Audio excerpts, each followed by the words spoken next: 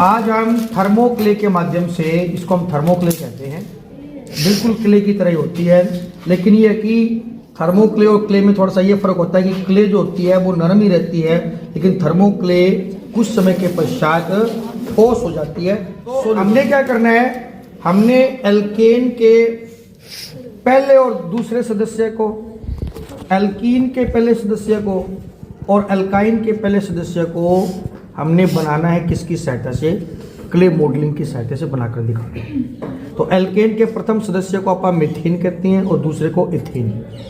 Alkene का प्रथम सदस्य 2 कार्बन से शुरू होता है, क्योंकि कम से कम 2 कार्बन चाहिए द्विअबंध अथवा त्रिअबंध के लिए, तो वो होता है आपका इथीन, और एल्काइन का पहला सदस्य होता है आपका इथाइन। ठीक है, इनमें एकलाबंध होती हैं, एल्कीन में द्विअबंध होते हैं और एल्काइन में आपके त्रिअबंध होते हैं।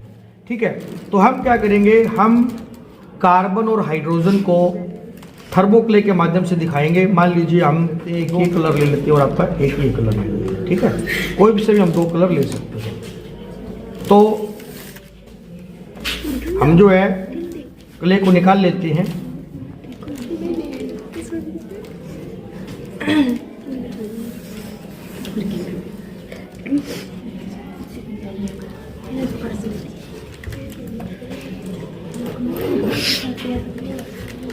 अबंधों को दिखाने के लिए हम टूथपिक का इस्तेमाल कर सकते हैं या हम ईयरबड्स का इस्तेमाल कर सकते हैं। ठीक है, आप कार्बन बनाते हैं, क्योंकि कार्बन का आकार थोड़ा बड़ा होना चाहिए।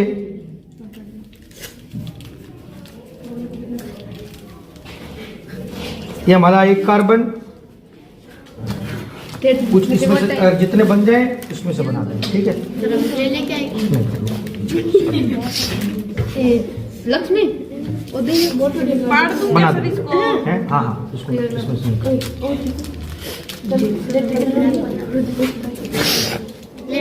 नहीं, कलर नहीं चेंज करना, एल्कीन है और इनको आपस में अपन ने कैसे जोड़ रहे हैं, एकल अबंध की सहायता से जोड़ना है। ठीक है, ये हमने दोनों कार्बन को एकल अबंध की सहायता से जोड़ दिया। थोड़ी छोटी गोली तैयार करना है बेटा, थोड़ी छोटी गोली तैयार करना, काले रंग की जो है।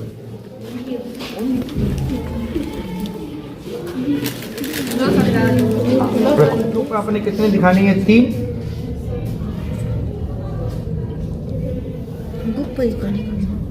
नहीं हो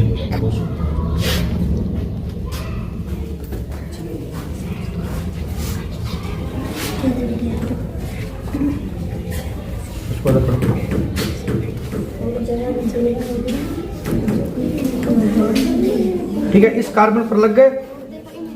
अब इस कार्बन पर लगा देते हैं।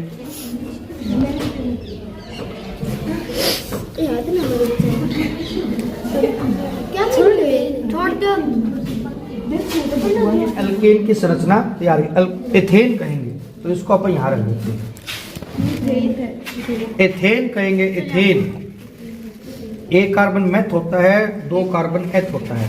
अब हमारा एल्कीन हम तैयार करेंगे। एल्कीन के लिए ये हमारे 2 कार्बन हो गए, 1 और ये आपके 2। ठीक है, और इसको यहाँ से आप जोड़ देंगे, तो ये हमारे द्विअबंध तैयार हो गए।